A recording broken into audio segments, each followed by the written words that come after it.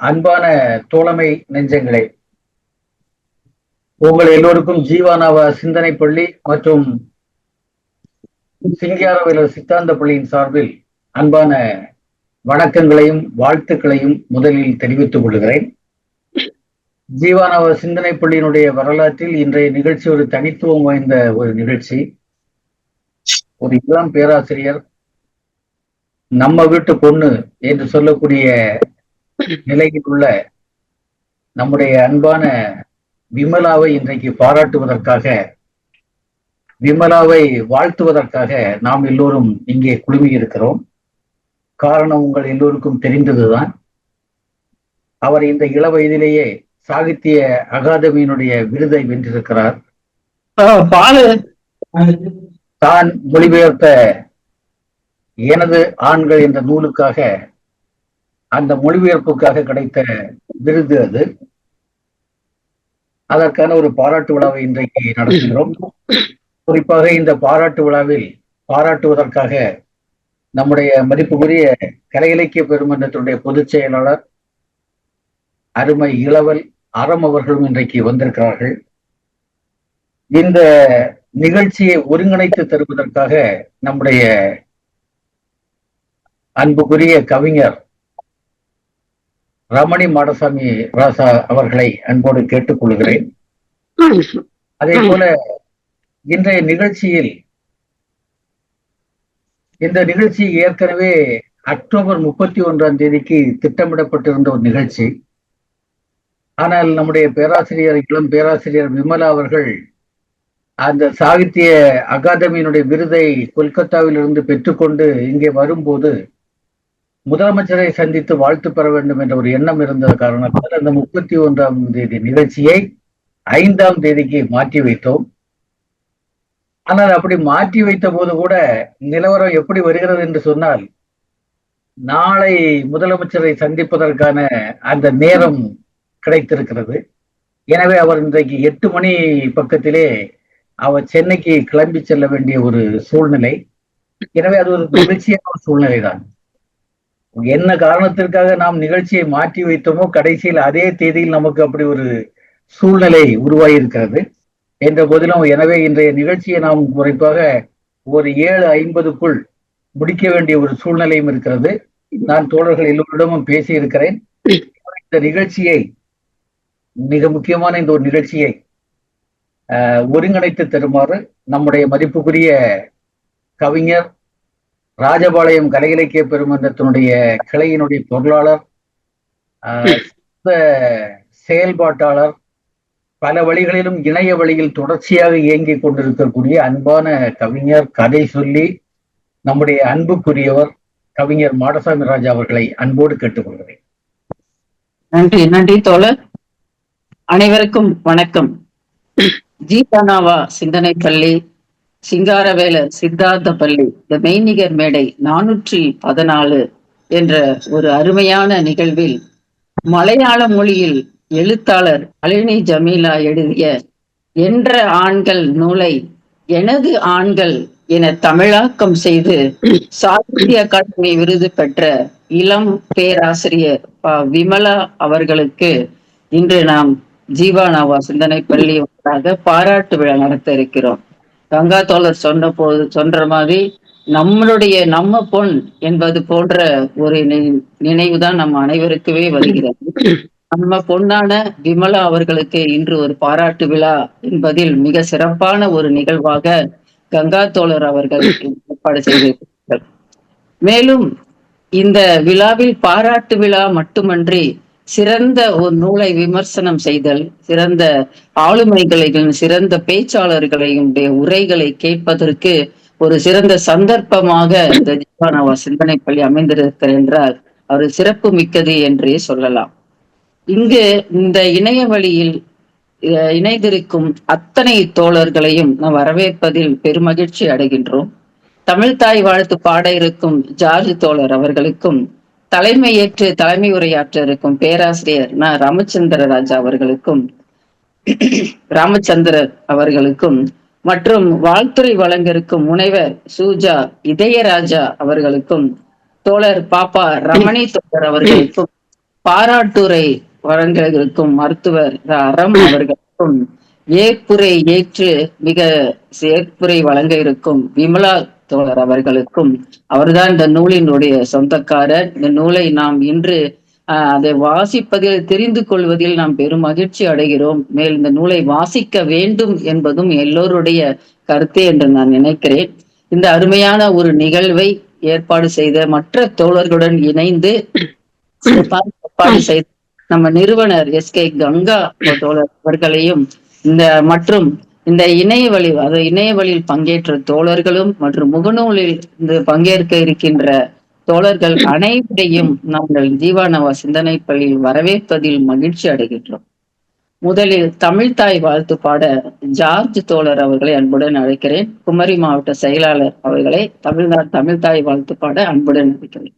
பாருங்கள் தோழர். அன்பார்ந்த தோழமை நெஞ்சங்களை, ஜீவானாவா சிந்தனை பள்ளி மற்றும் சிங்காரவேலர் சித்தாந்த பள்ளியினுடைய 414வது மெய்நிகர் மேடை நிகழ்வு இப்போது நடந்து கொண்டிருக்கின்றது. இந்த நிகழ்வில் பங்கு பெற்றிருக்கக்கூடிய அத்தனை தோழமை நெஞ்சங்களையும் வருக வருக என வரவேற்று அன்பான வணக்கத்தினை தெரிவித்துக் கொண்டு தமிழ்தாய் வாழ்த்து பாடுகின்றேன். நீராறும் கடலொடுத்த நிலமடைந்த கெளிலொழுகும் சீராறும் வதனமென திகழ்பரத கண்டமிதில் தெக்கணமும் அதில் சிறந்த திராவிடர் நல் திருநாடும் தக்க சிறு பிறை நுதலும் தரித்தனரும் திலகமுமே அத்திலக வாசனை போல் அனைத்துலகும் இன்பமுற எத்திசையும் புகழ் மணக்க இருந்த பெரும் தமிழனங்கே உன் சீரிழமை திறம் வியந்து செயல் மறந்து வாழ்த்துதுமே.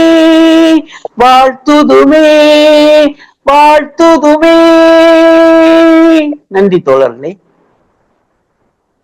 நன்றி தோழர். தமிழ்தாய்க்கும் நன்றி. அடுத்ததாக இசைப்பாட்டு பாட இருக்க நம்முடைய நீடாமங்கலம் சந்திரசேகரன் அவர்கள், மாவட்ட செயலாளர், தமிழ்நாடு கலை இலக்கிய பெருமன்றம் திருவாரூர், அவர்களை இசைப்பாடல் பாட அன்புடன் அழைக்கிறேன். வாருங்கள் தோழர். மெய்யன்பிற்கும் மிகுந்த பாசத்துக்குரிய 414வது மெய்நிகர் மேடை, ஆற்றல் மிகு சிறப்பு மிகு பாராட்டு விழா மேடை, நமது நளினி ஜெமிலா அவர்கள் என்றே ஆண்கள் என்ற நூலை எழுதி எனது ஆண்கள் என்று தமிழாக்கம் செய்த அன்பிற்குரிய இளம் பேராசிரியர். வாழ்க்கையில் கஷ்டம் இருந்தாலும் கஷ்டமே வாழ்க்கையாக நினைத்து தன்னுடைய எதையும் சாதிக்க வேண்டும் என்ற எண்ணத்தில் இப்பொழுது சிறப்பு பெற்றிருக்கின்ற அன்பிற்குரிய இளம் பேராசிரியர் விமலா அவர்களுக்கு பாராட்டு விழாவில் அவர்களை ஒரு கடலிலே மீன் பிடிக்க சென்றவர்கள் தாலாட்டு பாடுவது போல் அமைந்திருக்கிற இந்த பாடல். இது விமலா அவர்களுக்கு நான் ஒரு தாலாட்டு பாடலாக இதை நான் பாடுகிறேன். ஆராரோ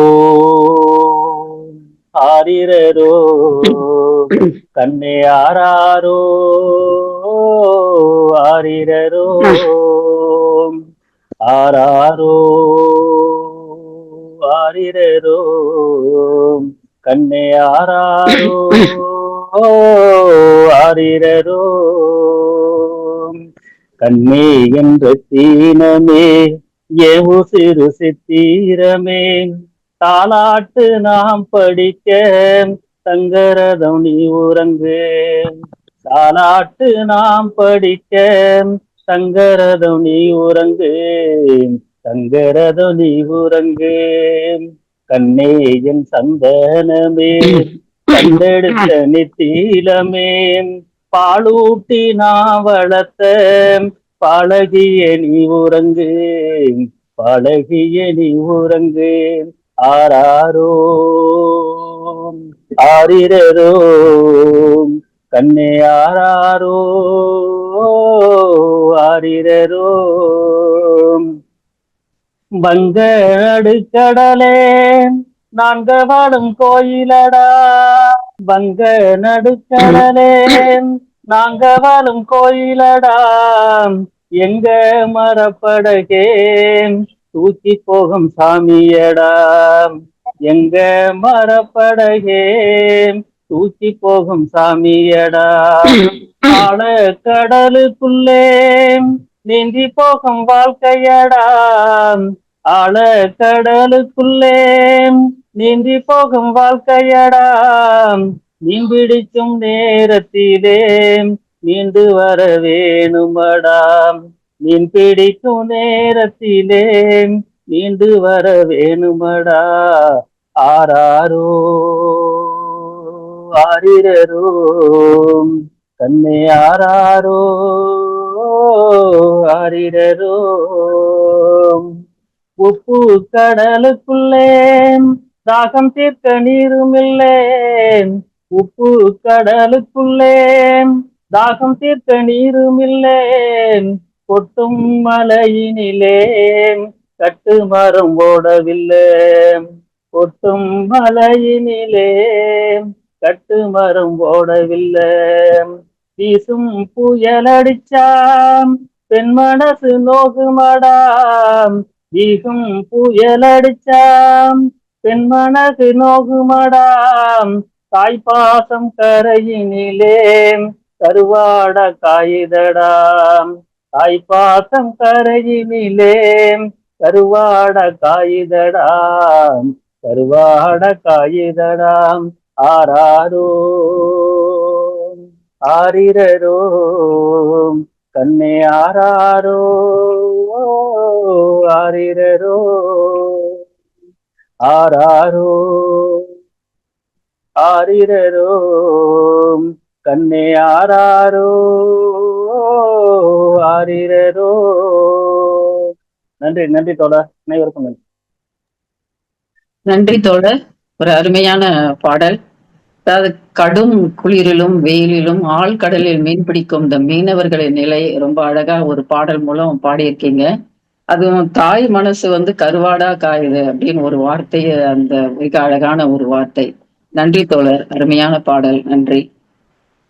அடுத்து நம் தலைமை உரையாற்ற இருக்கிறார் பேராசிரியர் ராமச்சந்திரன், மார்க்சிய சிந்தனையாளர், இயக்குனர், பேராசிரியர் நாவா ஆய்வு குழு. அவருடைய தலைமை உரையாற்ற ராமச்சந்திரன் அவர்களை அன்புடன் அழைக்கிறேன். பாருங்கள் தோழர். அன்பான தோழர்களே, உங்கள் எல்லாருக்கும் முதற்கண் என்னுடைய வணக்கத்தை தெரிவித்துக் கொள்கிறேன். ஒரு அற்புதமான ஒரு பாடலை தம்பி சந்திரசேகர் பாடினார்கள். சிறப்பாக தோழர் ரமணி அவர்கள் ஒருங்கிணைத்துக் கொண்டிருக்கிறார்கள். வாழ்த்துரை கூறுவதற்காக தமிழ்நாடு கலை இலக்கிய பெருமன்றத்தினுடைய பொதுச் செயலாளர் டாக்டர் அறம் அவர்களும் பேராசிரியர் முனைவர் இதயராஜா அவர்களும் வந்திருக்கிறார்கள். இந்த நூலை பற்றி உரையாற்றுவதற்காக விமல் வந்திருக்கிறார் என்று நினைக்கிறேன். எனக்கு சரியாக விஜய் வரல. விஜய் வரல. சரி. ஒரு அதே மாதிரி இந்த சாகித்ய அகாடமி விருது பெற்றிருக்கக்கூடிய மதிப்பிற்குரிய பேராசிரியர் முனைவர் விமலா அவர்கள் வந்திருக்கிறார்கள். ரமணி வந்திருக்காங்க. பாப்பா ரமணி. பாப்பா ரமணி தோழர் அவர்கள் வந்திருக்கிறார்கள். ரொம்ப மகிழ்ச்சியான ஒரு மாலை பொழுது இது. உண்மையிலேயே கங்கா ரொம்ப சிறப்பாக சொன்னார், நம்ம வீட்டு பொண்ணு அப்படின்னு. இதை விட நாங்க என்ன சொல்லுவோம்னா நம்ம பிள்ளை அப்படின்னு சொல்லுவோம். இந்த விமலாவுக்கு இப்படி ஒரு இந்த இளம் வயதிலேயே ஒரு பாராட்டுதலுக்குரிய இந்தியாவினுடைய இலக்கியத்திற்கு கிடைக்கக்கூடிய உயர் விருதுகளுள் ஒன்றான சாகித்ய அகாடமி விருது கிடைத்திருப்பது பெரும் மகிழ்ச்சிக்குரியது. அந்த அவர் மொழிபெயர்க்க அவர் தேர்ந்தெடுத்த நூல் தான் ரொம்ப முக்கியமானது. ஏன்னா நளினி ஜமீலா அவர்கள் எழுதிய ஒரு எண்டே ஆண்கள் என்கின்ற ஒரு மலையாள நூல். அதை தேர்ந்தெடுத்து அவர்கள் மொழிபெயர்த்திருக்கிறார்கள். உண்மையிலேயே மலையாளத்தில் மிகப்பெரிய ஒரு தாக்கத்தை ஏற்படுத்திய ஒரு நூல். பொதுவாகவே ஜமீலா அவர்களுடைய படைப்புகள் அவ்வளவு சீரிய முக்கியத்துவம் கொண்ட. இதுக்கு முன்னாடி அவங்க ஞான் லைங்கீக தொழிலாளி என்ற பெயரில் எழுதிய ஒரு அற்புதமான ஒரு நூலை ஒரு பாலியல் தொழிலாளியின் சுயசரிதை என்கின்ற பெயரில் நம்முடைய தோழர் தான் அவரும், குளச்சல் யூசுப் அவர்கள். அதுபோல இந்த நம்முடைய விமலா அவர்களும் அதே நளினி ஜமீலா எழுதியிருக்கக்கூடிய இன்னொரு நூலை மிகச் சிறப்பான முறையில் மொழிபெயர்த்திருக்கிறார்கள். மொழிபெயர்ப்பு பலராலும் பாராட்டப்பட்டிருக்கிறது. வழக்கமாக மொழிபெயர்ப்பு செய்யக்கூடியவர்கள் பல்வேறு ஆட்களுடைய உதவிகளை நாடுவது ரொம்ப குறைவு. இப்ப தோழர் எஸ்கே கங்கா மொழிபெயர்க்கிறார் அப்படின்னு சொன்னா அவர் பலர்கிட்ட உதவியை நாடுவார். தோழர் பாலச்சந்திரனும் அவர்கள் ஒருவர் ஒரு உதவியை நாடுவார். இந்த மாதிரி உதவியை நாடி மொழிபெயர்ப்பை செப்பம் பண்ணுவதுங்கிறது ரொம்ப முக்கியமானது. கோயம்புத்தூரில் வாழ்ந்து கொண்டிருக்கக்கூடிய செந்தில்குமார் அவர்கள், அதே மாதிரி இங்க வேறு சிலருடைய உதவிகளையும், குளச்சல் யூசுப் அவர்களுடைய உதவி, இவர்களையெல்லாம் அந்த அபிப்பிராயத்தை கேட்டு அவர் இந்த மொழிபெயர்த்திருக்கிறாங்கிறது தான் அதனுடைய தனிச்சிறப்பு. அப்படிதான் இருக்கணும் ஒரு மொழிபெயர்ப்பாளர், அந்த மாதிரி தான் இருக்கணும். இந்த ஜமீலா வெறுமனே தன்னுடைய வாழ்க்கை வரலாற்றை சொல்லுவது என்பதை விட அவரை பற்றி நாம் தெரிந்து கொள்ள வேண்டியதுல ரொம்ப அடிப்படையாக இருக்கக்கூடியது, அவர் ஒரு பாலியல் தொழிலாளராக இருந்திருக்கிறார். ஆனா அதே நேரத்துல பாலியல் தொழிலாளர் அமைப்பினுடைய தலைவியாக இப்பொழுது செயலாற்றி கொண்டிருக்கிறார். குறும்பட இயக்குனராக இருக்கிறார், எழுத்தாளராக இருக்கிறார். ஒரு ஒரு ஒரு ஒரு மல்டி டைமென்ஷனல் பர்சனாலிட்டி என்று ஆங்கிலத்தில் சொல்லக்கூடிய அந்த தன்மையில் அவர் இருக்கிறார். இதுல இன்னொன்னு, அடிப்படையில் இவர் தாம் வாழக்கூடிய சமூகத்தின் மீது கொண்டிருக்கக்கூடிய விமர்சனம் என்பது ரொம்ப அடிப்படையானது. அந்த அவர்களுடைய எழுத்துக்களை வாசித்தால் தெரியும், எல்லா ஆண்களையும் அவர் குறை சொல்லவில்லை என்கிறது ரொம்ப முக்கியமானது. இந்த பாலியல் தொழிலாளர்களுக்கான வாழ்வியல் சிக்கல்கள் என்னங்கிறத நாம நம்முடைய கண் கொண்டு அவற்றை அல்லது எலிட் கண் கொண்டு பார்த்தல் என்பது கூடாது. அது ரொம்ப முக்கியமானது. இந்த பாலியல் தொழிலாளர்களை பார்க்கக்கூடிய பார்வை என்பது நாம் வெறுப்பை உமிழ்ந்து கொண்டே பார்த்தல், அதே நேரத்துல மனசுக்குள்ள கள்ளத்தனத்தை வைத்துக் கொண்டு பார்க்கக்கூடிய பார்வை பலரிடம் உண்டு. இதை ஒவ்வொரு மனசுக்குள்ளையும் அவங்க தோண்டி இருக்காங்க, அந்த நளினி அவர்கள். அதுதான் முக்கியமானது. தோண்டி எடுத்து நமக்கு கண் முன்னாடி இவன் தான் ஆண் பாரு அப்படின்ட்டு காட்டுறாங்க. அதனால்தான் நான் சொன்னேன், விமலா இதை தேர்ந்தெடுத்திருக்கிறார்கள் என்றால் அது ரொம்ப ஒரு அதாவது மலையாளத்துல ஒரு பெரிய தாக்கத்தை ஏற்படுத்திய நூல் அது.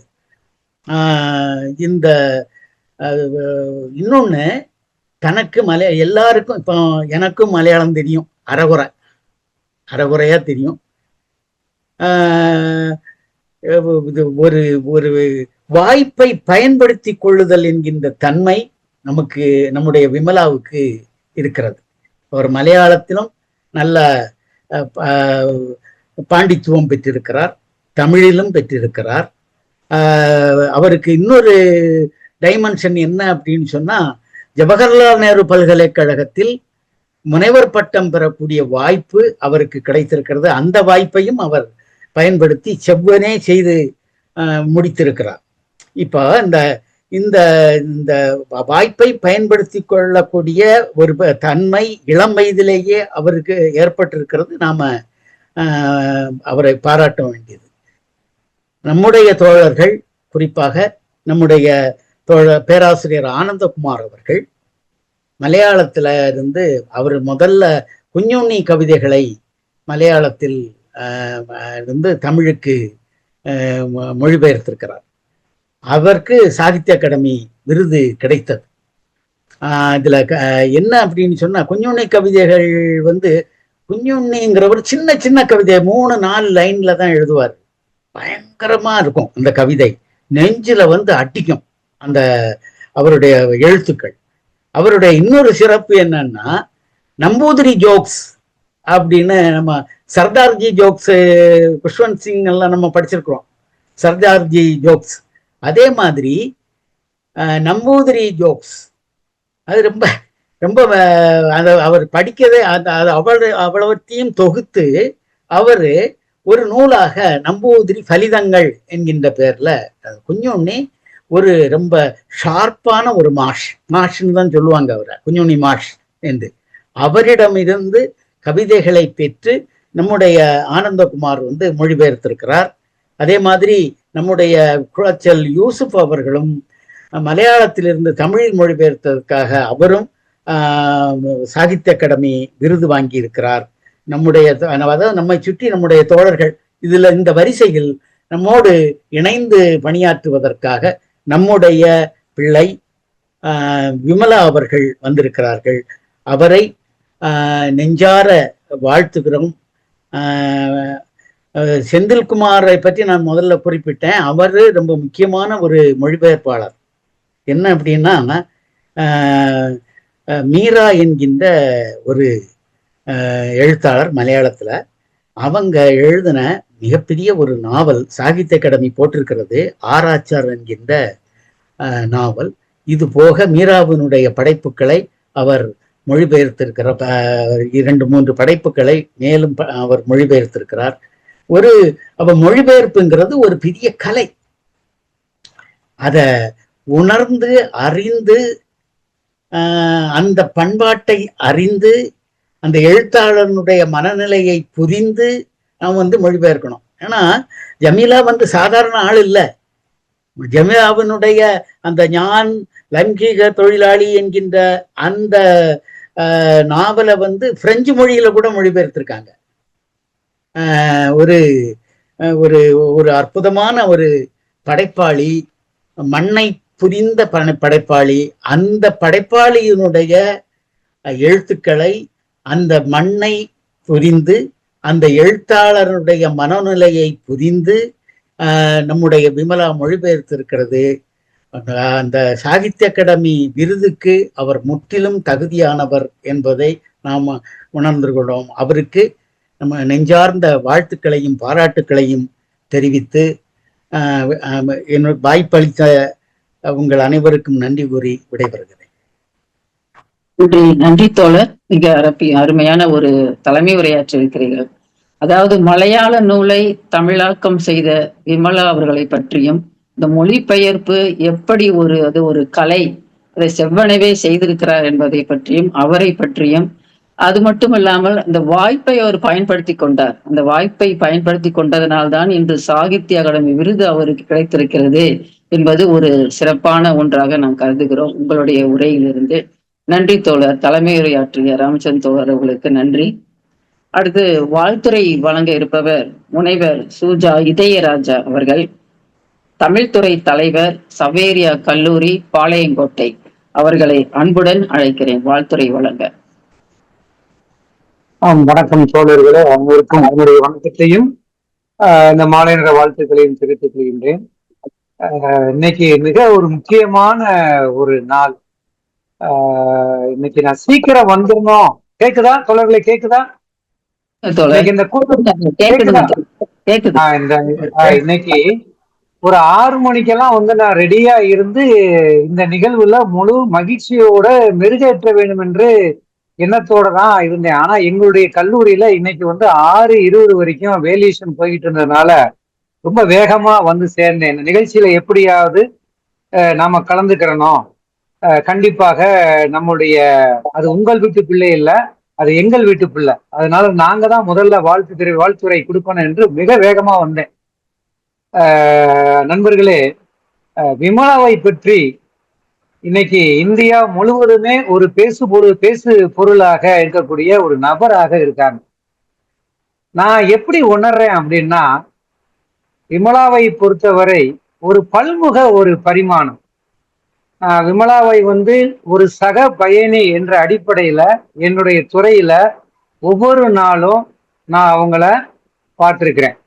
அவங்களுடைய நடத்தை முறைகள், அவர்களுடைய கற்பித்தல் செயல்பாடுகள், அவர்களுடைய கலந்துரையாடல், இப்படி பன்முக திறன்களை எல்லாம் நான் வந்து பார்க்கும்போது உண்மையிலேயே ஒரு பெரிய ஆச்சரியமும் எனக்கு ஒரு பயந்த ஒரு தன்மையும் தான் அங்கு நான் உணர்வதை பார்த்தேன். அப்படிப்பட்ட ஒரு சிறந்த ஒரு ஆசிரியை, ஒரு படைப்பாளி, ஒரு இலக்கியவாதி, இப்படி ஒரு நபர் பல பன்முகத்துல இருக்காங்க அப்படின்னா நாம எப்படி யோசித்து பார்க்கணும் அப்படின்னா, நான் எப்படி யோசித்து பார்த்தேன்னா, அவங்களுடைய வாழ்க்கையில ஒரு சாதாரண ஒரு சாமானிய நிலையிலிருந்து வந்தவங்க. எப்பயுமே மனித உணர்வுகளை, அந்த மென்மையான உணர்வுகளை, கடினமான நேரத்தினுடைய உணர்வுகளை அந்த நேரத்தில் பயணிக்கக்கூடிய ஒரு நபரால தான் இவ்வளவு பெரிய வெற்றிகளை எல்லாம் பெற முடியும். இந்த விமலாவை பொறுத்தவரை, எங்கள் வீட்டு பிள்ளையா இருக்கக்கூடிய எங்களுடைய விமலா பேராசிரியை பொறுத்தவரை, அவங்களுடைய அந்த படைப்பு திறன் இப்ப இந்த அளவிற்கு சிறப்பாக வந்து பாராட்டக்கூடிய அளவிற்கு வந்திருக்கு அப்படின்னா, அது ஒரு மொழிபெயர்ப்பு பணி. ராமச்சந்திர சார் சொன்ன மாதிரி ஒரு படைப்பாளியினுடைய உணர்வை அப்படியே மறுபிரதியாக தருவது என்பது பெரிய கஷ்டமான ஒரு வேலை. நம்ம ஒரு இலக்கியவாதியாகவோ ஒரு படைப்பாளியாகவோ இருப்பது வேற, அதிலும் ஒரு மொழிபெயர்ப்பாளராக இருக்கின்ற போது அதுக்கு திறன்கள் என்பது மிக அதிகமாக இருக்கணும்.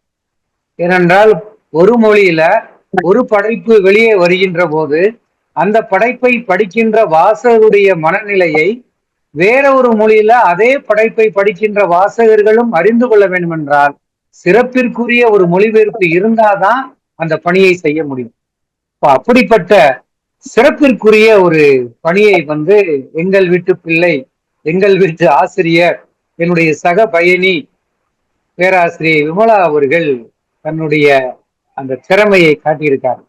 அதனால அவங்கள வந்து நான் வந்து என்றைக்கும் எங்களுடைய கல்லூரியினுடைய சார்பாக, எங்களுடைய பேராசிரியரின் சார்பாக, இந்த தமிழ் துறையினுடைய சார்பாக நான் நன்றியை வந்து தெரிவிக்கிறேன்.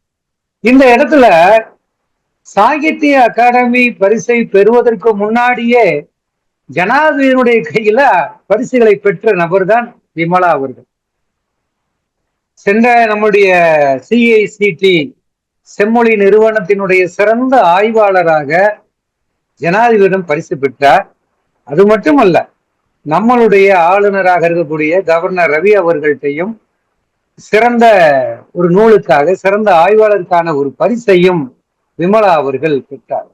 ஆகவே சாகித்ய அகாடமி என்பதுதான் அவர்கள் முதலாக பெற்ற ஒரு பரிசு என்று நாம் சொல்ல முடியாது. அதற்கு முன்னாடியே பல பரிசுகளை வென்று அந்த அந்த எல்லையை வந்து அவங்க தொட்டிருக்காங்க.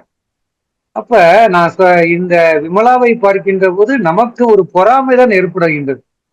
ஏன்னா அவங்க ஒரு எளிமையான ஒரு குடும்பத்தில் பிறந்து தன்னுடைய வாழ்க்கை ஆதாரங்களை நாடி அந்த ஆதாரங்களுக்காக போராடி இந்த உயர்ந்த ஒரு பணியை பெற்று ஒரு படைப்பாளியாக மாறி ஒரு மொழிபெயர்ப்பாளராக மாறி இந்த இடத்தை பிடித்திருப்பது என்பது ஒரு சாதாரண ஒரு சாதனை அல்ல. ஆகவே அது ஒரு உலகம் பாராட்டக்கூடிய ஒரு சாதனை. ராமச்சந்திரன் தோழர் சொன்ன மாதிரி அவர்கள் தங்களுடைய முனைவர் பட்டத்தை தேசிய டெல்லி ஜவஹர்லால் நேரு பல்கலைக்கழகத்துல JNUல வாங்கியிருக்காங்க அப்படின்னாவே ஒரு பெரிய ஒரு மைல்கல் தான். இவங்கள்ட்ட இன்னொரு விஷயத்தை நான் பார்க்கிறேன். இவங்களுடைய நூல்களை நாம் வரிசைப்படுத்தி பார்க்கும்போது என்னுடைய ஆண்கள் என்னுடைய எண்டைய ஆண்கள் என்ற ஒரு இலக்கிய நூலை மட்டும் அவர்கள் மொழிபெயர்த்தது ஒரு சிறப்பிற்குரியதா இருந்தாலும் யாரும் தொடாத இலக்கண நூலையும் மொழிபெயர்க்கக்கூடிய முயற்சியில அவங்க இறங்கியிருக்காங்க. அதுதான் மிகவும் சிறப்பு. ஏன்னா நம்முடைய மாணவர்களும் சரி ஆசிரியர்களும் சரி பெரும்போது இலக்கிய தளங்கள்ல தான் நம்ம அதிகமாக பயணிப்போம்.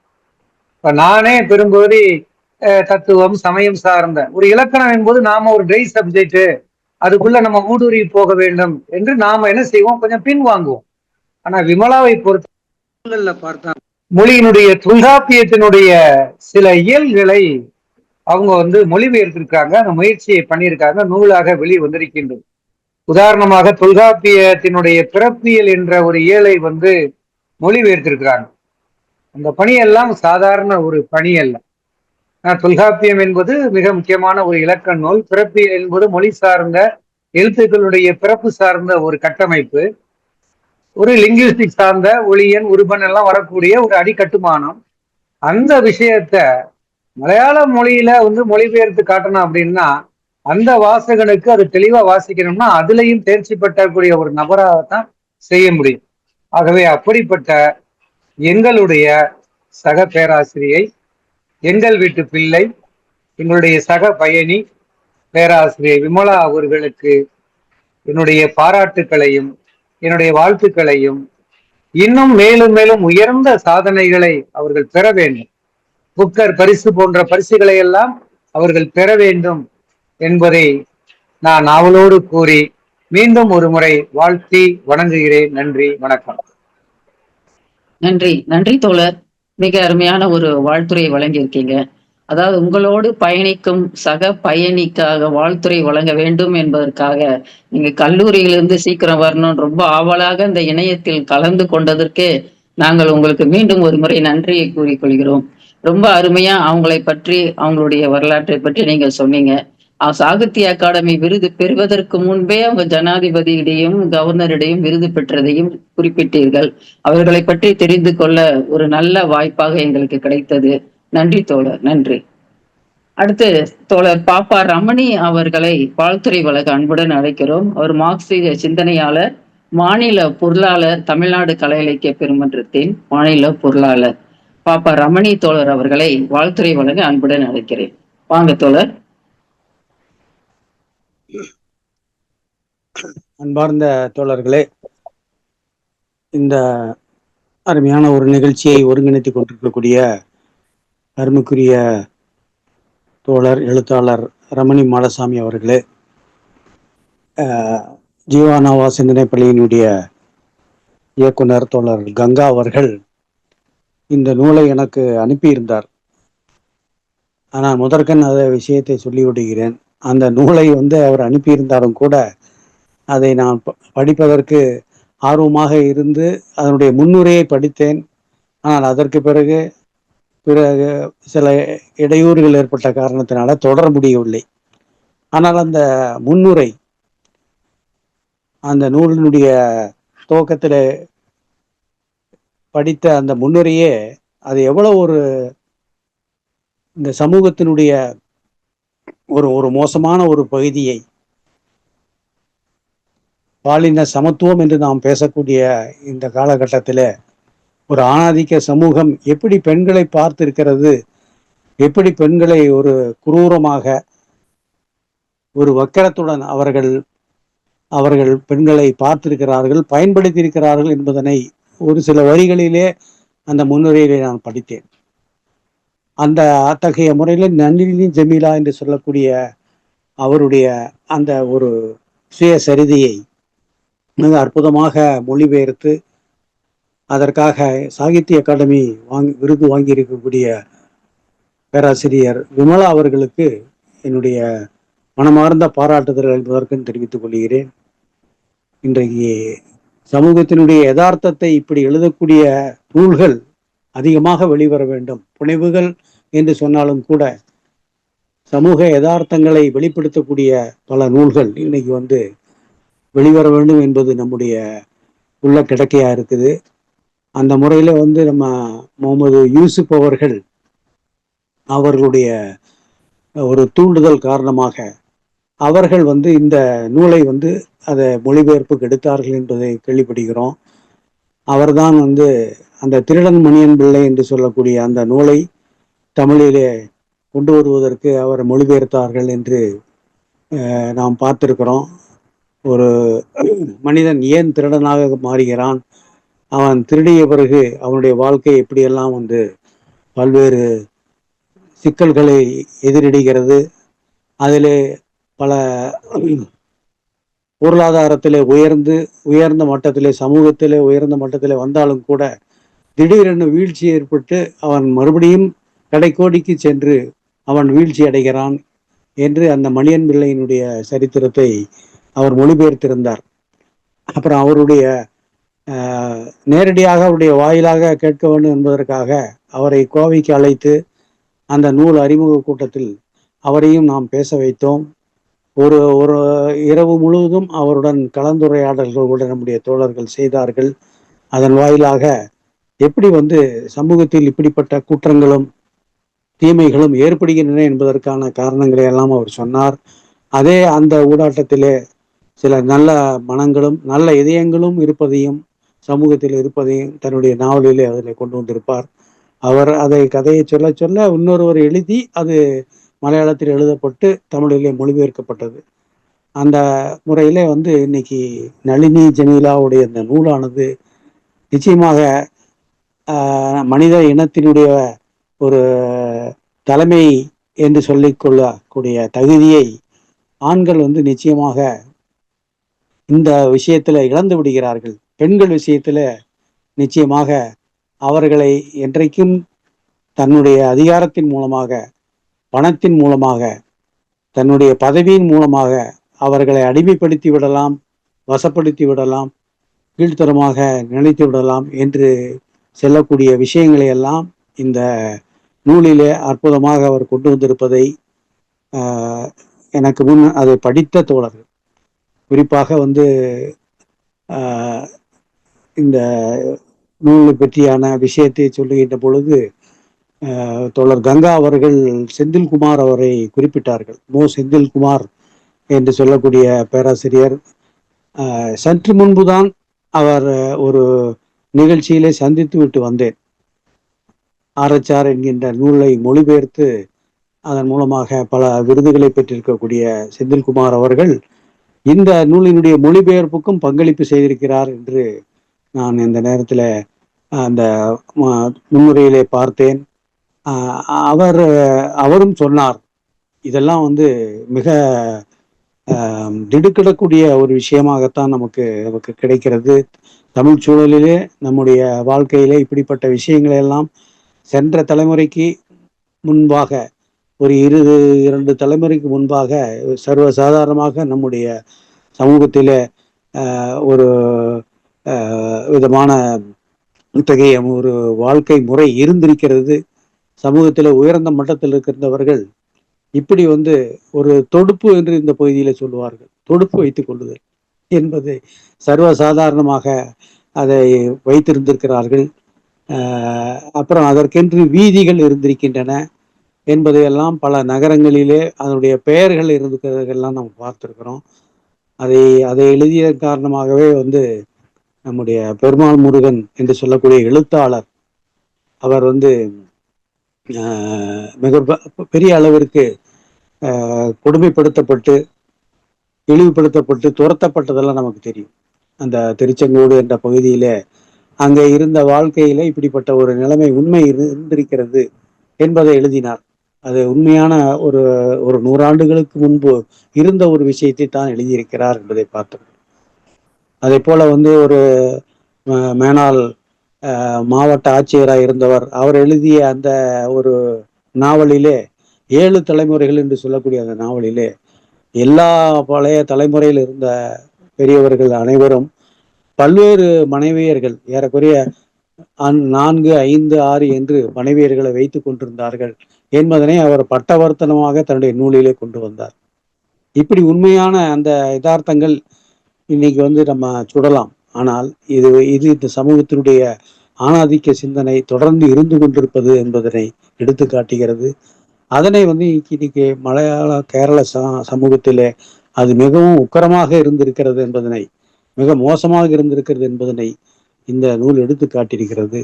அதனை அற்புதமான முறையிலே மொழிபெயர்த்து இன்றைக்கு தமிழ் வாசகர்களுக்கு கொடுத்திருக்கக்கூடிய விமலா அவர்களுக்கு, பேராசிரியர் அவர்களுக்கு மீண்டும் என்னுடைய பாராட்டுதலையும் வாழ்த்துக்களையும் தெரிவித்து, அவருடைய அந்த ஒரு பணிகள் தொடர வேண்டும், மேலும் பல நல்ல நூல்களை அவர் தமிழுக்கு தர வேண்டும் என்று இந்த நேரத்திலே வாழ்த்துக்களை தெரிவித்து நிறைவு செய்கிறேன்.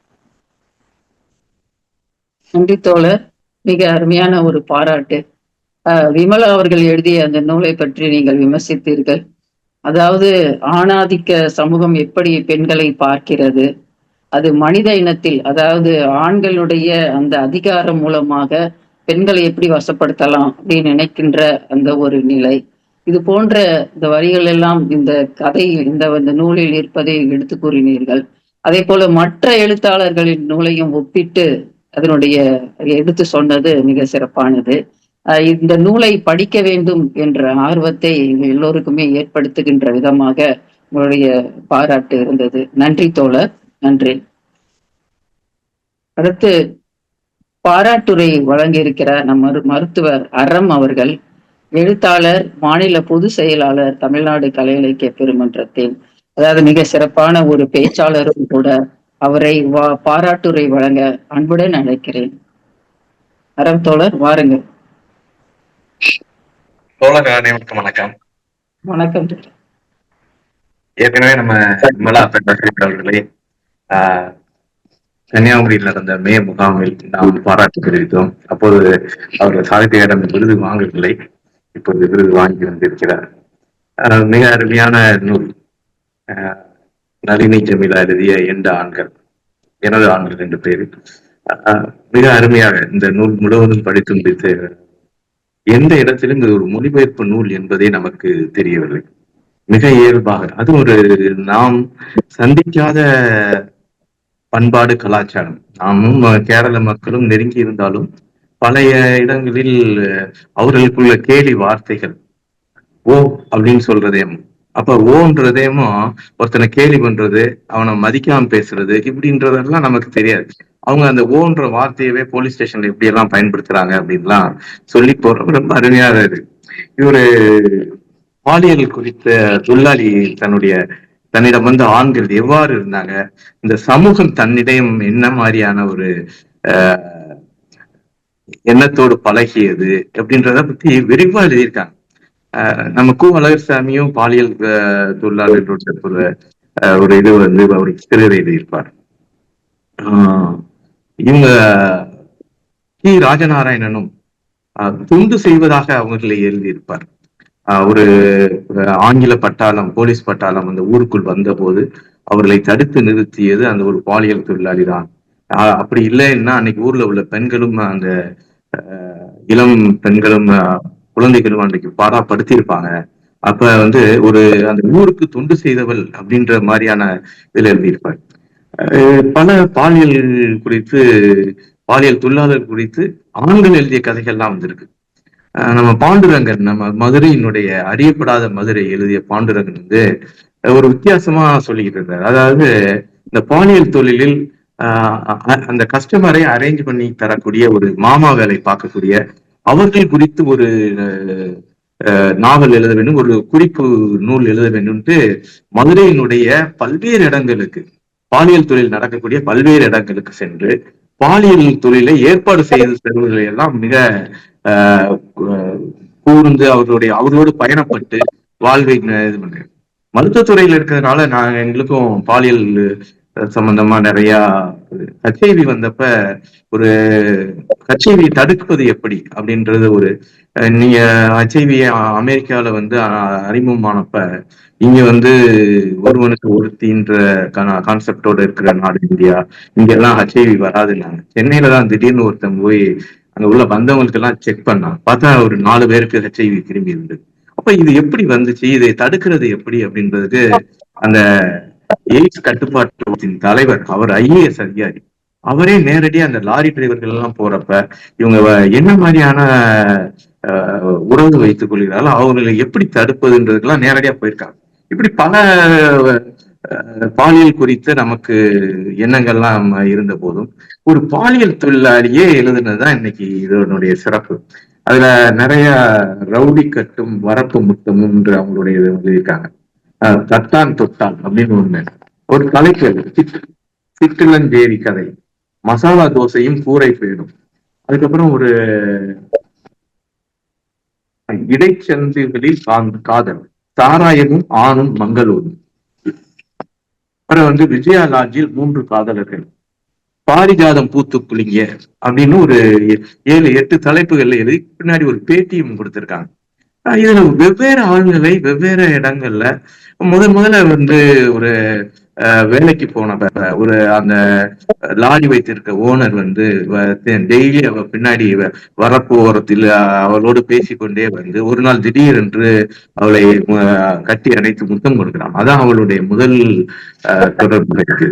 அது எப்படி இருந்தது, அவன் எப்படி எல்லாம் பேசினா, என்னென்ன மாதிரியான அவளுடைய அப்ப அந்த மனசினுடைய இளம் பெண்ணினுடைய காதல் வயப்படும் போது உள்ள மன ஓட்டங்களை எல்லாம் மிக அருமையாக சொல்லியிருக்காங்க.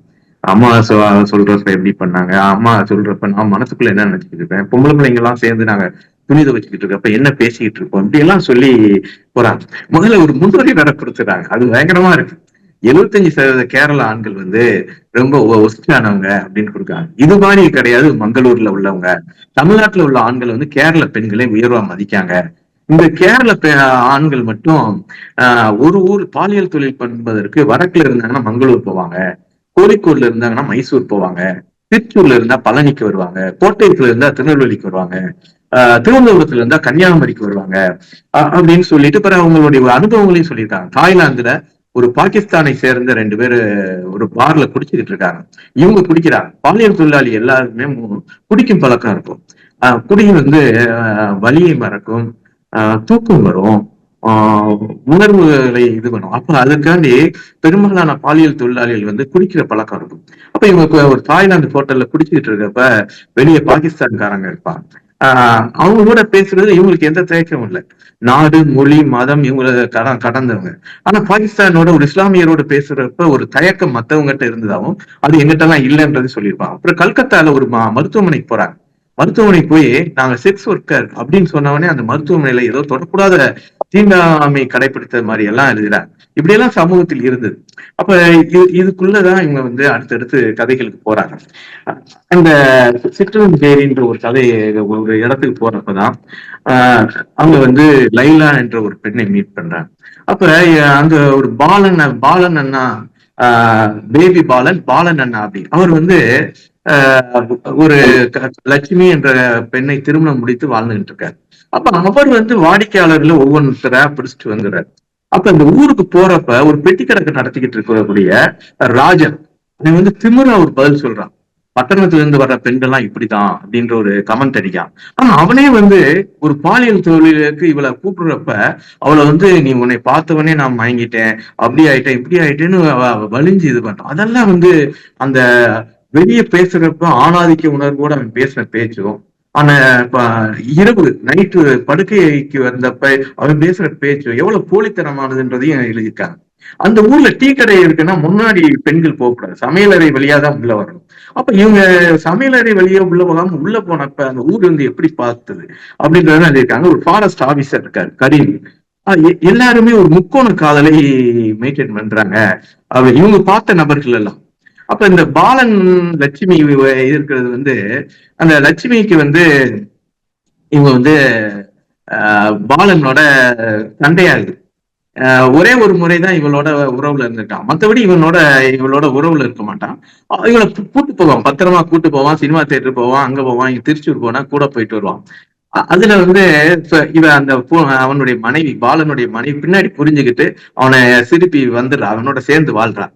அப்போ அவளுக்கு என்ன இதுன்னா, அப்போ அவளுடைய மனநிலை பாலனையும் இந்த நளினியும் உள்ள உறவு பத்தி அவ நினைக்கிறப்ப, என்னுடைய படுக்கை அறையை நளினி கேட்காவிட்டால் என்னுடைய கணவனை எங்களால் கூட்டு போட்டோம், அவளுக்கு பாதுகாப்பா இருக்கணும், அவளுடைய பாதுகாவலனா இருக்கட்டும், அவளுக்கு வேண்டிய உதவிகள் எல்லாம் அவன் செய்யட்டும். ஆனா என் படுக்கையடை மட்டும் அவன் ஷேர் பண்ணக்கூடாது. படுக்கையை மட்டும் ஷேர் பண்ணலைன்னா பரவாயில்லன்ற அந்த உணர்வு. அப்ப அந்த பெண்களுடைய உணர்வு, தாலி கட்டிய பெண்ணினுடைய உணர்வு, என்னுடைய படுக்கையை என்னுடைய கணவனோடு இன்னொரு பெண் என் கணவன் வந்து வேற எந்த பெண்ணுடன் படுக்கையை ஷேர் பண்ணலன்னா நல்லது, வேற எந்த தொழிலும் பண்ணாலும் பரவாயில்ல அப்படின்னு அவளுக்கே ஒரு பெருமிதம் வரும். இந்த கிராமத்துக்காரன் எனக்கு வந்து சினிமாவே பார்க்க தெரியாது, நளினி தான் அவங்க கூட்டு போய் சினிமா எல்லாம் பார்க்க வச்சிருக்கா அப்படின்ற ஒரு பெருமை நளினி மேல வரும். இதெல்லாம் இந்த உள் மன ஓட்டங்களை எல்லாம் மிக தெளிவாக சொல்லிட்டு போறாரு. அங்க ஒரு டாக்ஸி டிரைவரோட அவளுக்கு பழக்கம் வருது. அவன் வந்து எப்படி இருக்கான், அவன் வந்து அவன் ஒரு கிராமத்து பெண்ணை கட்டியிருக்கான். அந்த பெண் என்ன பண்ணுவா, காலையில 6 மணிக்கு ஒரு டீ குடிப்பா, சாயங்காலம் 4 மணிக்கு ஒரு டீ குடிப்பா. மற்ற நேரங்கள்ல இவன் எவ்வளவு களைப்பா வீட்டுக்கு போனாலும் டீ சாப்பிடுறீங்களான்னு கேட்க மாட்டான். ஆனா நளினி அப்படி கிடையாது. இவன் எந்நேரம் வந்தாலும் டீ சாப்பிடுறீங்களான்னு கேட்பா, சமைச்சு தரவான்னு கேட்பா. வாடிக்கையாளர் ஆயிடுறாங்க. வாடிக்கையாளர் ஆனும் போது வாடிக்கையாளர் கஸ்டமரை எப்படி நம்ம வச்சுக்கிறதுன்றதையும் சொல்லிட்டு போறான். அப்ப அவனுக்கு என்ன உணர்வு, அந்த ஆணுக்கு என்ன உணர்வு இருக்குன்னா, நான் என்ன ஒரு கிராமத்துக்காரி, நான் எப்ப போனாலும் அலுப்பா போனப்ப கூட டாக்ஸி டிரைவர் அலுப்பா போனப்போ ஒரு டீ வேணுமான்னு கேட்க மாட்டா, ஆனா நீ கேட்கிற அப்படின்றது. இவன் வந்து வெள்ளை வேட்டி கட்டிட்டு வருவான். பொதுவா வந்து பாலியல் தொழிலுக்கு வர்றவங்க வந்து வெள்ளை வேட்டி கட்டிட்டு வர மாட்டாங்க. ஏன்னா கலரா கரை படிந்தாலும் தெரியாத வேட்டியை தான் கட்டிட்டு வருவாங்களாம். இவன் வெள்ளை வேட்டி கட்டிட்டு வர்றப்ப இவன் நளினி என்ன பண்ணுவாளாம், அதை அவுத்து வச்சுட்டு இந்த கையிலேயே கட்டிக்கோன்னு சொல்லுவாளாம். அப்ப இதெல்லாம் வந்து அவனுக்கு வந்து ஒரு விதமான இவன் மேல் காதல் உணர்வு ஏற்படுது. அப்ப அவங்க பழனி மலையோட பழனிவேலோட அந்த மனைவி வீட்டுல இருந்து அவங்க மச்சினர்கள், இவனோட மச்சினர்கள் இவர்கிட்ட வந்து பேசணும்னு வராங்க. பேசணும்னு வந்தா அவன் வந்து நேரடியா வந்து பேச மாட்டான், வேசிக்கிட்ட நாங்க போய் பேச மாட்டோம் அப்படின்னு சொல்லி அந்த ஊரில் இருந்து இன்னொரு நபர் மூலமா அனுப்பி விடுறாங்க. அப்ப நளினி சொல்லுது, என்கிட்ட நேரம் வந்து பேசியிருந்தாங்கன்னா அவங்களையும் நான் கஸ்டமரா மாத்திருப்பேன்னு சொல்லுது. அப்ப ஒரு தன்னுடைய தொழிலின் மீது அதுக்கு வந்து பயங்கரமான ஒரு இது இருக்கு, நான் யாரையும் வசியம் படுத்தி விடலாம் அப்படின்ற இதுல சொல்லுது. ஆனா நான் வேசின்ற முறையில அவங்க பேசல அப்படின்னு சொல்லுது. அப்புறம் ஒரு இன்ட்ரெஸ்டிங்கான கேரக்டர் வந்து மசாலா தோசையும் கூட்டு பேணுன்றது. அது ஒரு ஊர்ல வந்து அவன் பேர் வந்து பாபு. அவன் என்ன பண்ணுவான், கண்ணாடி வியாபாரி. அவன் வந்து எங்க போனாலும் அவளுக்கு வந்து ஒரு மசாலா தோசை வாங்குவான். அது என்னன்னா காலையில வெளியே போன 10 மணிக்கு பார்த்துட்டானா 10 மணிக்கு வாங்கியிருப்பான், ராத்திரி 6 மணிக்கு கொண்டு வந்து கொடுப்பான். அது ஊசி போயிருக்கும், இவளால சாப்பிட முடியாது. இவன் எத்தனை முறை சொன்னாலும் சரி அவனுக்கு ஒரு பைத்தியம் மாதிரி மசாலா தோசையோ நெய் ரோஸ்டோ எங்க பார்த்தாலும் இவளுக்கு வாங்கிட்டு வந்துடுவான். பாலியல் தொழிலாளிய வந்து யூஸ் அண்ட் த்ரோன்ற மாதிரி வச்சுக்கலாம இவளுக்கு மரியாதை கொடுக்கக்கூடிய ஆண்களை பத்தி நிறைய சொல்லிட்டு போறாங்க. அது ஒரு கண்ணாடி வியாபாரினால அழகான கண்ணாடி எல்லாம் இவளுக்கு கொடுத்திருப்பான். அவனுக்கு ஒரு காதலி இருந்தது. அந்த காதலிட்டு இந்த விஷயம் தெரிஞ்சு இது முடியும் போது இவன் வந்து தன்னால் இன்னொருத்தனுடைய வாழ்க்கை பாதிக்கப்படக்கூடாதுன்னு அடுத்த இதுக்கு மூவ் பண்ணிடுறான். இப்படி ஒவ்வொரு இடமா போய்கிட்டு இருக்கப்பதான் மங்களூர் வர. மங்களூர்ல நிறைய விஷயங்கள் அங்க வந்து கம்பெனி மாதிரியே நடத்துறாங்க பாலியல் இது. அதுல வந்து சாராயம் குடிக்கிறது. சாராயம் குடிச்சா ஒரு இக்கான்பாங்க, அந்த கோயக்கான் சொல்லக்கூடிய இக்கான்னா கேரள முஸ்லிம்கள் வந்து சமூக ஆண்களை மரியாதையாக சொல்லக்கூடியது. இவளுக்கு ஒரு முஸ்லீம் தொடர்பு இருந்திருக்கு. கோயக்கான் அவருடைய பேர், கோன்னா அவருடைய பேரா இருக்கும், எக்கான்றது இவ சேர்த்துக்கிறான். சாகுல் அக்கான்பா, சாகுல் ஹமீதுன்னு ஒருத்தரை லவ் பண்ணி இது பண்றான்னா அது வந்து சாகுல் அக்கான். அப்படி இந்த எக்கான்றது ஒரு மலையாள சொல், கேரள முஸ்லிம்கள் வந்து சமூக ஆண்களை அழைக்கக்கூடிய பேர். அப்ப அங்க நடந்த உறவுகளை எல்லாம் சொல்லிட்டு போறான். அங்க உள்ள ரவுடி எப்படின்னா 100 மில்லி சாராயம் வாங்கி கொடுத்தா அடுத்தால போய் வைவான். அதே அந்த அவன் வந்து எதிராளி வந்து 60 மில்லி வாங்கி கொடுத்தா அதையும் பிடிச்சானா இப்ப 100 மில்லி அடிச்சதே கொஞ்சம் ஏறி இருக்கும், அதுக்கப்புறம் 60 மில்லி அடிச்சோன்னா இன்னும் ஏறி யார் இவனை ஏறி விட்டாலும் அவனே வந்து அடிப்பான். அப்படிப்பட்ட இதெல்லாம் ஒரு சாராய குடிக்கவங்களுடைய ரவுடிசத்தினுடைய தன்மையில எல்லாம் உள்ள சொல்லிட்டு போறாங்க. அப்ப அங்க உள்ளவன் ஒருத்தன் வந்து ஒரு ஹமீதுன்னு ஒருத்தன் என்ன பண்றான், இவன் மேல காதல் கொண்டுறான். அவன் வந்து இவளையே கல்யாணம் முடிச்சு வைக்கணும்னு நினைக்கிறான். அப்ப ஒரு பாலியல் தொழிலாளியால ஒரு நிரந்தரமா ஒரு ஆணோட இருக்க முடியாது, அவன் வெளியேறான். அதுக்கப்புறம் தான் விஜயராஜை பத்தி சொல்லுவாங்க. 3 காதலர்கள் அங்க வந்து சாகுல் ஹமீதுன்றவரோட தான் கோட்டயத்துல வசிக்கிறாங்க. இவங்க ஒரு 2 வருஷமா எந்த தொழிலும் பண்ணாம அவன் வந்து மதுரைக்கு வந்தப்ப ஒரு திருட்டு துணியை வாங்கிட்டதை அரெஸ்ட் பண்ணி உள்ள வச்சிடறாங்க. அப்ப திருப்பி மீண்டும் பாலியல் தொழிலுக்கு உள்ள வராங்க. பாலியல் தொழிலுக்கு வந்தா லாட்ஜில் என்ன நடக்கும் அந்த சுவையான ஒரு சம்பவம் சொல்றாங்க. போலீஸ் வந்தா ஒரு பாலியல் தொழிலாளி எப்படி இருக்கணும் அப்படின்னா, அழகான கதை, நம்பும்படியான கதை உடனே சொல்லணும். திடீர்னு வந்து ஒரு போலீஸ் ரைடு வரும். இவன் வந்து என்ன பண்ணிருப்பா, ஒரு பிராந்தி பாட்டில்ல தண்ணி ஊத்தி வச்சு குளிச்சுட்டு அப்பதான் வெளியே வருவா. போலீஸ் வர்றது தெரிஞ்சிடும். அது மேஜை மேல இருந்தது சேர் கீழே வைப்பா. அப்ப சேரும் மேஜைக்குள்ள போட்டதுனால அது வந்து தெரியாம போயிடும். அந்த போலீஸ் வந்து உன்னி கிருஷ்ணன் அவன் வந்து கேட்பான், இங்க என்ன நீ என்னம்மா ஃபேமிலியான்னு கேட்பான். ஆமான்பா. அப்ப வீட்டுக்காரன் எங்கன்னு கேட்பான். வெளியே போயிருக்கான்பா. எதுக்கு இங்க வந்த அப்படின்பா. மெடிக்கல் காலேஜ்ல அம்மான்பா. நீ எங்க வீடு அப்படின்பா. கோட்டயம். கோட்டயத்துல இருந்தா ஏன் திருச்சூருக்கு வந்த? கோட்டயத்துல மெடிக்கல் காலேஜ் இருக்கலாம், அங்க நீ போகலாம்ல அப்படின்பா. அப்போ உடனே இவ வந்து டக்குன்னு சொல்லுவா, நாங்க வந்து எங்க ஊர் திருச்சூரு, நாங்க கோட்டயத்துல இருக்கோம், எங்க அம்மாவுக்கு தான் உடம்பு சரியில்லை, எங்க அம்மாவுக்கும் எங்க குடும்பத்துக்கும் ஒத்து வரல, அதனால அவன் போய் பார்க்க போயிருக்கான், எங்க அண்ணன் தம்பி எல்லாம் கூட இருக்காங்களான்னு, அவன் இல்லைன்னா நான் போய் பார்க்கலான்ட்டு இருக்கேன் அப்படின்னு சொல்லி. அப்ப இத பார்த்த உடனே அங்க உள்ள மேனேஜர்ஸ் எல்லாம் அரண்டு போயிடுவாங்க. ஏன்னா ஒரு பாலியல் தொழில இன்னைக்கு சிக்க போறான், ரைடு வந்துட்டாங்க, சிக்க போறான்னு நினைச்சவ எவ்வளவு சாதுர்த்தியமா ஒரு பொய்ய சொல்லி தப்புச்சிட்டாருன்னே வேணு நாயர்ன்றவர் ஒரு முதலாளி, அவரே வந்து இவர் என்ன பண்ணுவாரு, இந்த அம்மாவை கூட வச்சுக்கிறாரு. கூட வச்சுக்கிறதுனா ஒரு இது அந்த உறவெல்லாம் சொல்லி போவாங்க. ஒரு நாளைக்கு 6 பேர் ராத்திரி அப்படி இல்லாம ஒரே ஆளோட இருக்கணும்னா 600 ரூபா, ஒரு ஆளுக்கு 100 ரூபா இல்லைன்னா 600 ரூபான்னு சொல்றேன். அப்ப அந்த இதுல இருக்கக்கூடிய சண்டைகள் இதெல்லாம் சொல்லி இவங்க ஒரு பாலியல் தொழிலாளி ஒரு வீதியில இருந்தா என்னென்ன கஷ்டங்கள் வரும், ஒரு வீட்டில் இருந்தா ஒரு ஏரியாக்குள்ள போனோம்னா அந்த ஏரியாக்குள்ள உள்ள எல்லாத்தையும் ரவுடிகள் எல்லாம் சமாதானம் பண்ண வேண்டும், ரவுடிகளை தன் வசத்துக்குள் கொண்டு வர வேண்டும், தன்னுடைய வாடிக்கையாளர் வந்து போறதுக்கான இதெல்லாம் இருக்க வேண்டும். அப்படி இவங்க பாலியல் தொழிலாளியோட கஷ்டம் சொல்றாங்க. ஆண்கள், வெவ்வேறு ஆண்கள், ஒரு மெடிக்கல் ரெப் இருப்பான், அவன் வந்து இவளோட பாலியல் உறவெல்லாம் கொள்ள மாட்டான், இவளோட பக்கத்துல உட்கார்ந்து போவான். ட்ரெயின்ல இந்த செகண்ட் கிளாஸ்ல பார்த்தா சைட் ஸ்கிரீன் போட்டிருப்பாங்க, அதெல்லாம் மூடிட்டு இவ கூட பக்கத்துல உட்கார்ந்து போறது, அவ்வளவுதான், அவனுக்கு வேற எதுவும் தேவையில்லை. அப்ப இந்த ஆண்களினுடைய தேவைகள், பாலியல் ரீதியான தேவைகள் வந்து ஒவ்வொருத்தருக்கும் ஒவ்வொரு மாதிரி இருக்கு அப்படின்றதெல்லாம் சொல்லிட்டு இந்த ஆண்களுடைய பெண் இவன் இந்த பாலியல் உறவோடு யாராவது ஒருத்தன் பாலியல் தொழிலாளியோட உறவு வச்சுதான் அந்த வீட்டுல பெண்கள் என்ன மாதிரி அவனை டீல் பண்றாங்க அப்படின்றதையும் மிக அருமையா ஒரு எல்லாத்தையும் சொல்லி கடைசியில ஒரு பேட்டி கூட வருது, மிக அருமையான பேட்டி. அது வந்து ஒரு 2-3 நிருபர்கள் வந்து அவங்ககிட்ட கேட்கிறாங்க, கேள்விகளை நிறைய கேட்டு கேட்டு கேட்டு வாங்க. ஏஜி கோபாலன், ஏகே கோபாலனும் அவங்க மனைவியும் வீட்டுக்கு வந்திருக்காங்க, எங்க பெரியப்பா வீட்டுக்கு வந்திருந்தாங்க, அப்ப நான் அவரை பார்த்தது அப்படின்றதெல்லாம் பதிவு பண்ணியிருக்காங்க. ஒரு அருமையான நூல். நம்ம வந்து ஆண்கள் வந்து பாலியல் தொழிலாளிகளை பத்தி, பாலியல் தொழிலை பத்தி பல்வேறு படைப்புகள் படைத்திருந்தாலும் ஒரு பெண் பாலியல் தொழிலாளி அவ வந்து ஒரு சமூகம் எப்படி எங்களை பார்த்தது, ஆண்கள் எப்படி பார்த்தாங்க, எங்க பக்கத்து வீட்டுக்காரங்க எப்படி பார்த்தாங்க, ஆணாதிக்க மனம் உள்ளவன் படுக்கைக்கு வந்தா என்ன செய்யறான், அதுல ஒரு முக்கியமான கேரக்டர் வரும்.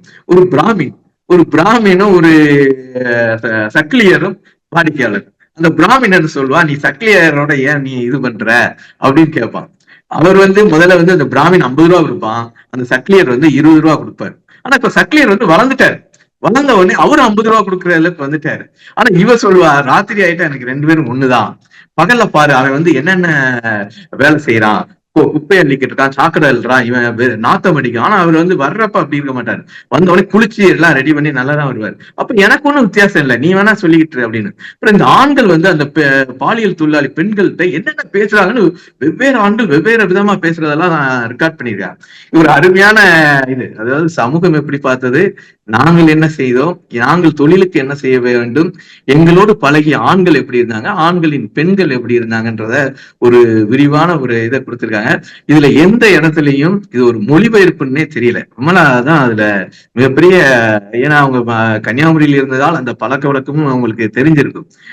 பல இடங்கள்ல அந்த ஒரு டீச்சர்னு சொல்லுவாங்க, அப்ப ஏன் டீச்சர்னு சொல்றாங்க அப்படின்றதெல்லாம் மிக தெளிவாக சொல்லியிருக்காங்க. விமலா அவர்களுக்கு மிகுந்த பாராட்டுகள், அவருடைய இந்த பணி தொடர வேண்டும். சாகித்ய அகாடமியை தாண்டி இதுவும் கூட மேலும் பல விருதுகள் அவருக்கு கிடைக்க வேண்டும். நன்றி. நன்றி நன்றி தோழர். ரொம்ப அருமையான ஒரு நூல் விமர்சனம், அப்படியே அந்த நூலை படித்தது போன்ற ஒரு உணர்வு தான் எங்களுக்கு ஏற்பட்டது. இந்த விமலா அவர்கள் எழுதிய இந்த அருமையான நூல், ஒரு பெண் பாலியல் தொழிலாளி எப்படி எல்லாம் இடர்களை சந்திக்கிறார், எப்படி சமாளிக்கிறார், இந்த கதைகளை ஒவ்வொரு கதைகளையும் சொல்லி ரொம்ப அழகா எடுத்து சொன்னீங்க. இந்த அதாவது 3 காதலர்கள், மசாலா தோசை, நெய் ரோஸ்ட் இத மாதிரி கதைகள் சொல்லி அந்த போலீஸிடம் அகப்படும் போது எப்படி சமாளிக்கிறார். இது மாதிரி நிறைய விஷயங்கள் நீங்க அந்த பாலியல் தொழிலாளி விமலா எழுதிய அந்த தோழர் எழுதிய அந்த நூலை ரொம்ப அழகா விமர்சனம் செய்து அவங்களை பாராட்டியும் பேசியிருந்தீர்கள். மிகவும் நன்றி தோழர். இந்த நூலை வாசிக்க வேண்டிய அந்த உணர்வை எங்களுக்கு ஏற்படுத்தியிருக்கிறீர்கள். நன்றி, நன்றி தோழர். அடுத்ததாக கடைசியாக இந்த நூலை எழுதிய விமலா தோழர் அவர்கள் ஏற்புரை வழங்க இருக்கிறார். அவரை அன்புடன் அழைக்கிறேன்.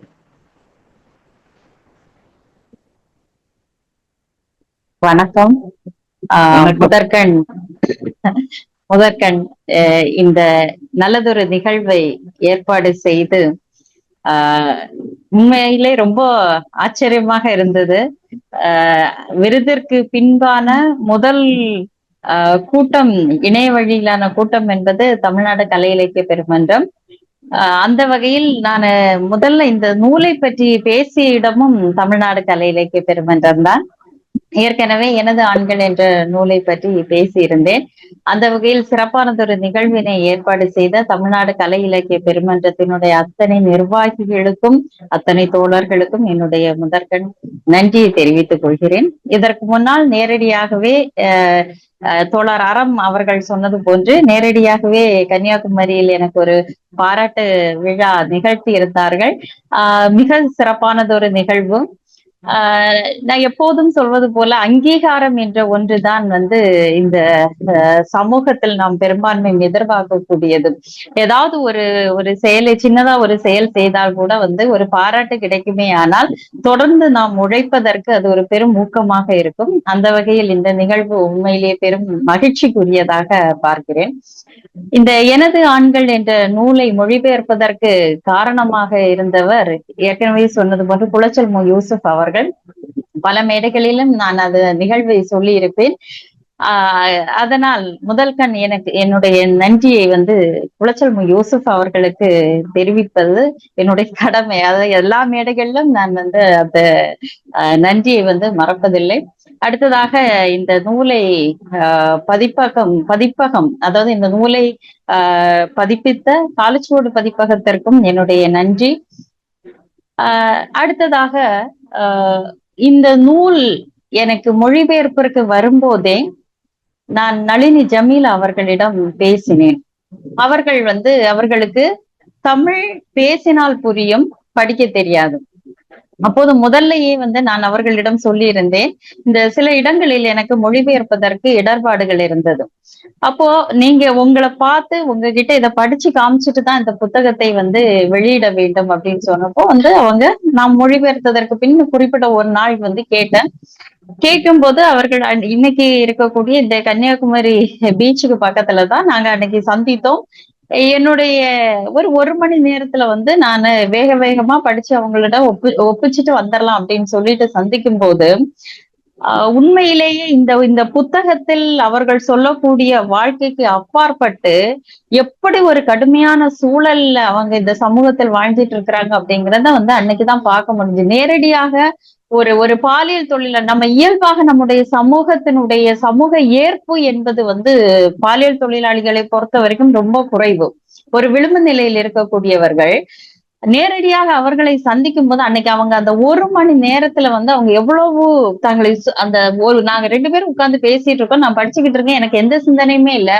ஆனா அவங்களால இயல்பா கூட அந்த இடத்துல உட்கார முடியல. ஏன்னா சுத்தி அதுக்குள்ள 10-20 ஆண்கள் வந்துட்டாங்க.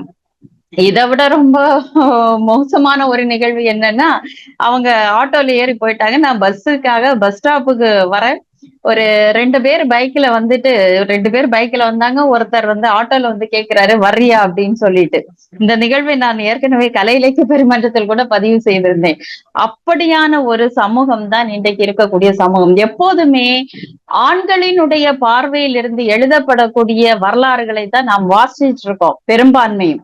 ஆனால் ஒரு பெண்ணாக, ஒரு பாலியல் தொழிலாளியாக தான் எதிர்கொண்ட ஆண்கள் என்பவர்கள் அவருடைய பாலியல் தொழிலாளியினுடைய பார்வையில் ஆண்கள் எல்லாம் மோசமானவர்கள் அப்படின்னு சொல்லுவாங்கங்கிற ஒரு சிந்தனை தான் நமக்கு வரும். உண்மையிலேயே ரொம்ப நன்றியோடு நினைவு கூறக்கூடிய, ஏற்கனவே அறம் அவர்கள் சொன்னது போன்று பல இடத்துல பல ஆண்களுக்கு பாலியல் தேவையே இல்லை. என் கூட உட்கார்ந்து பேசு, அதுக்கு நான் உனக்கு காசு தரேன், என் கூட ஒரு மணி நேரம் உட்காரு, உன் கூட எனக்கு கொஞ்சம் தூரம் பயணம் பண்ணணும். தன்னுடைய வாழ்க்கையில் தான் என்னென்ன எதிர்பார்ப்புகளை எல்லாம் தன்னுடைய மனைவியிடம் தன்னுடைய காதலியிடம் வைத்திருந்தோமோ அது நிறைவேறாத போது அதை தேடிக்கொள்ளக்கூடியவர்களாக அவர்கள் தேர்ந்தெடுத்துக் கொண்டவர்கள் பாலியல் தொழிலாளர்கள். இந்த பாலியல் தொழிலாளர்களுடைய வாழ்க்கை, அவர்களுடைய பார்வை, அவர்களுடைய சிந்தனை, அவர்கள் எதிர்கொண்ட ஆண்கள் எப்படி இருந்தார்கள், அவர்கள் எதிர்கொண்ட பெண்கள் எப்படி இருந்தார்கள், அவர்கள் எதிர்கொண்ட சமூகம் எப்படி இருந்தது, இந்த சமூகம் அவர்களை எப்படி நடத்தியது, இதெல்லாம் தான் அந்த எனது ஆண்கள்னு சொல்லக்கூடிய இந்த புத்தகத்துல இருக்கக்கூடியது. உண்மையிலேயே இந்த சாகித்ய அகாடமி இப்படியான ஒரு விருதினை அறிவித்தது என்பதே இதற்கான பெரிய ஒரு அங்கீகாரம். ஏனென்றால் இது கேரளாவில் ஏறக்குறைய 50,000 பிரதிகள் விற்பனையான ஒரு புத்தகம்.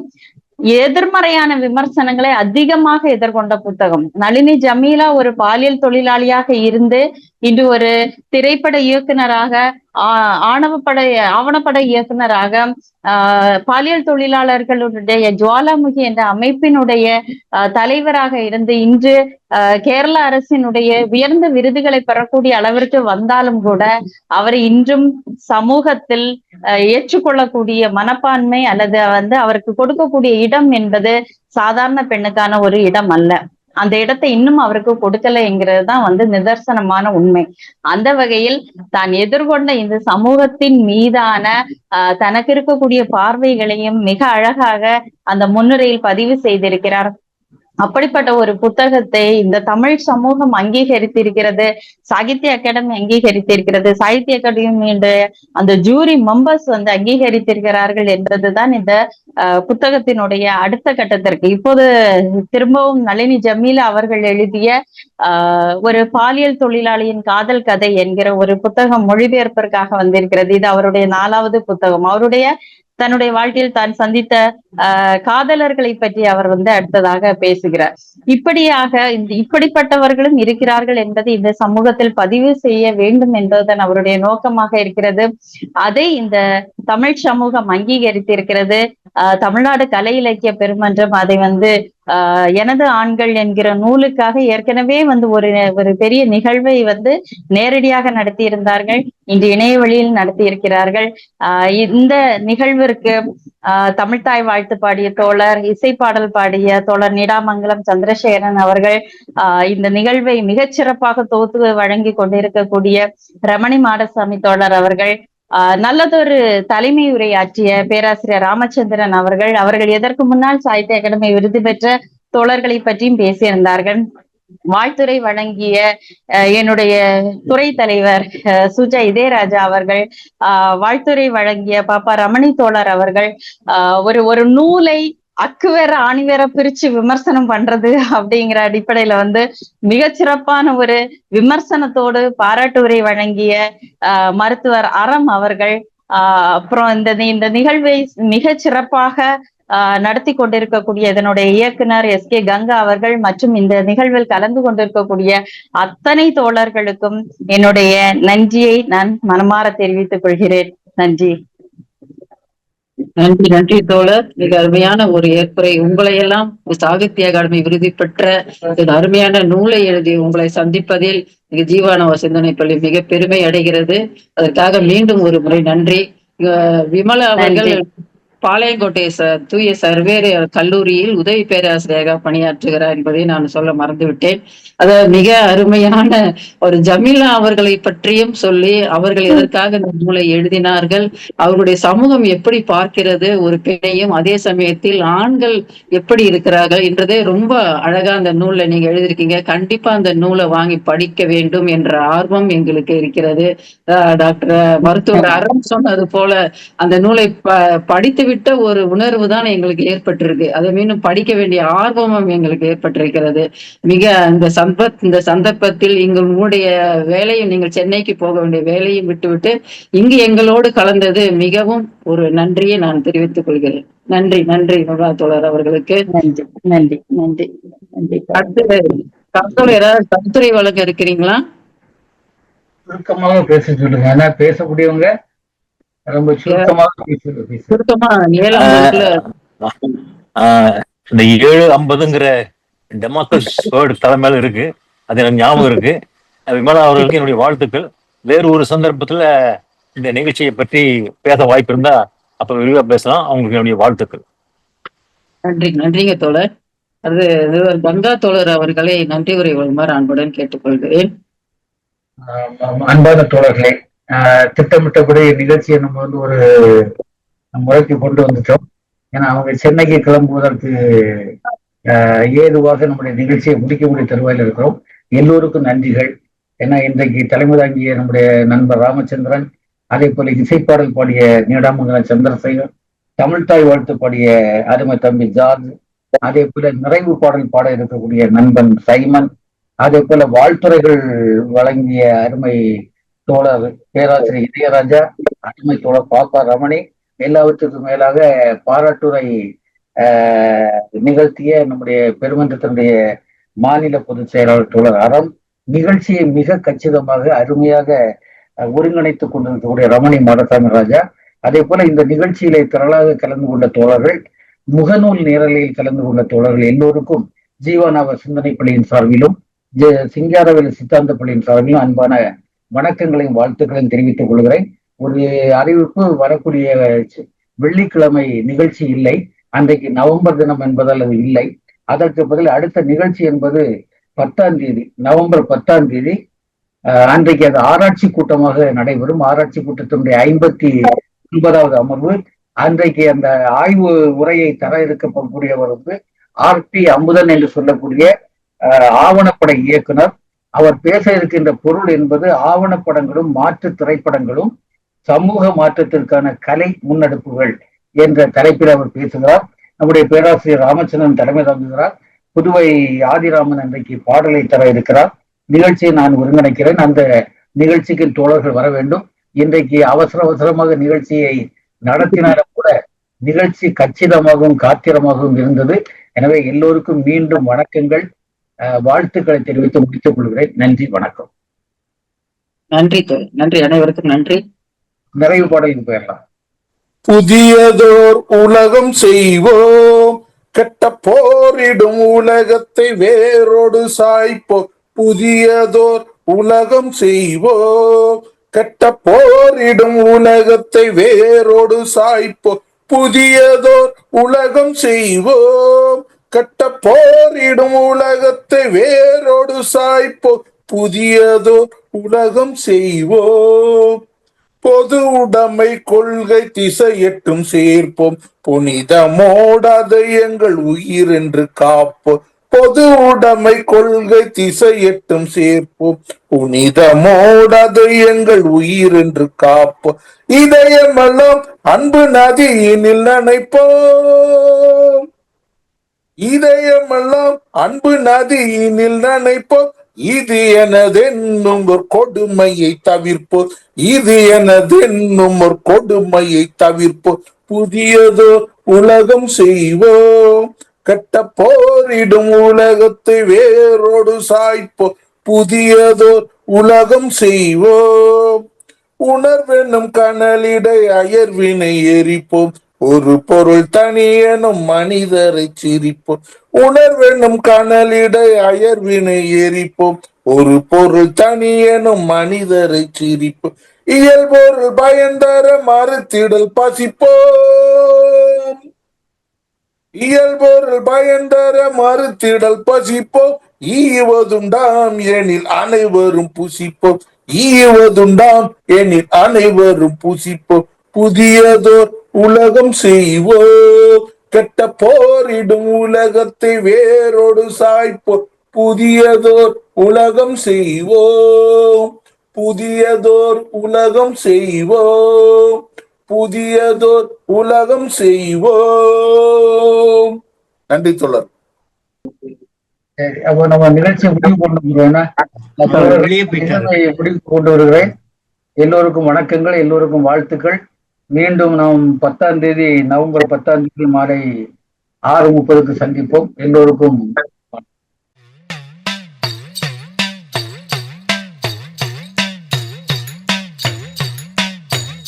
பிறப்பு ஒக்கும் எல்லா உயிர்க்கும் சிறப்பு ஒவ்வா செய்தொழில் வேற்றுமையான் பிறப்பு ஒக்கும் எல்லா உயிர்க்கும் சிறப்பு ஒவ்வா செய்தொழில் வேற்றுமையான்